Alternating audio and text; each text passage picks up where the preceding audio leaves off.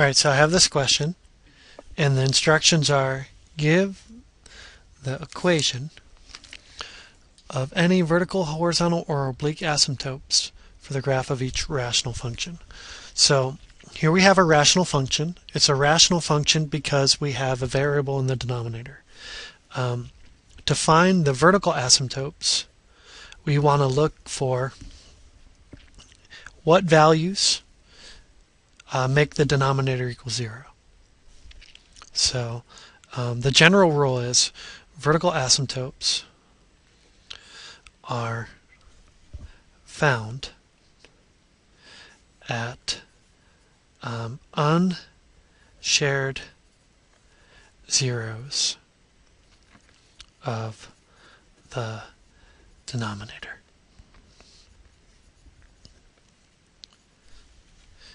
And what I mean by unshared is that 5 makes the bottom 0, but it doesn't make the top 0. You see that?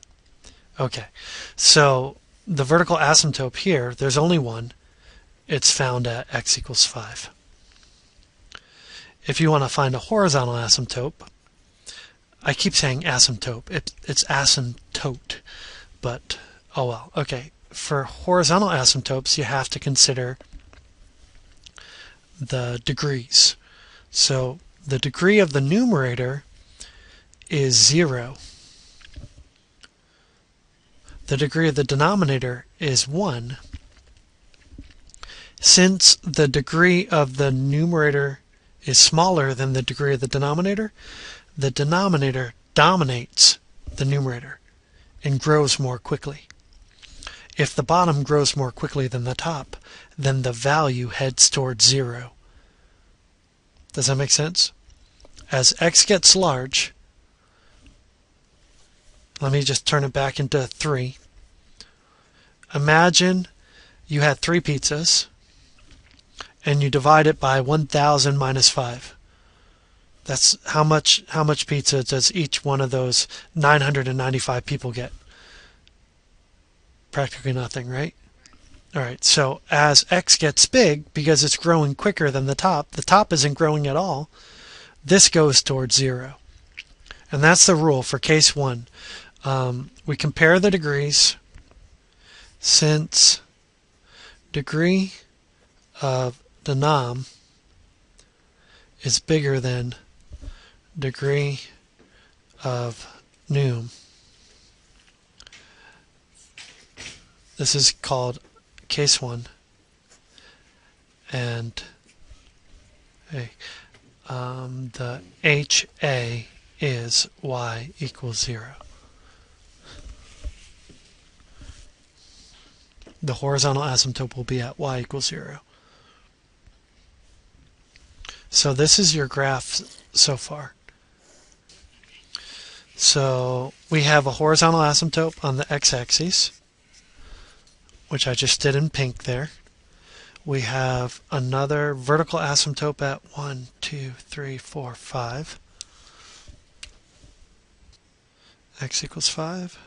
This is y equals 0.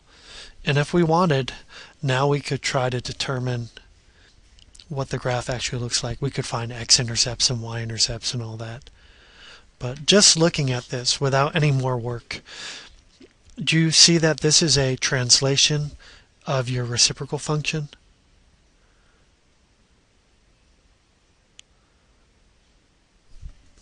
It's like the graph y equals 1 over x, except it's been shifted by 5 to the right. It hasn't been shifted up or down. Nothing's being added. And it has a stretch of 3. So normally from right here, from this location that's acting like the origin, we would go over 1 and up 1. But now it's going to be over 1, up 3, 1, 2, 3. It'll hit that point. And it would normally be back 1, down 1, but now it's going to be back 1, down 3, 1, 2, 3. It'll hit that point. And so your graph will look kind of like this. Now they didn't ask you to graph it, but it's not bad practice. Does that make sense? Question. If I asked you, how would you find the x-intercept?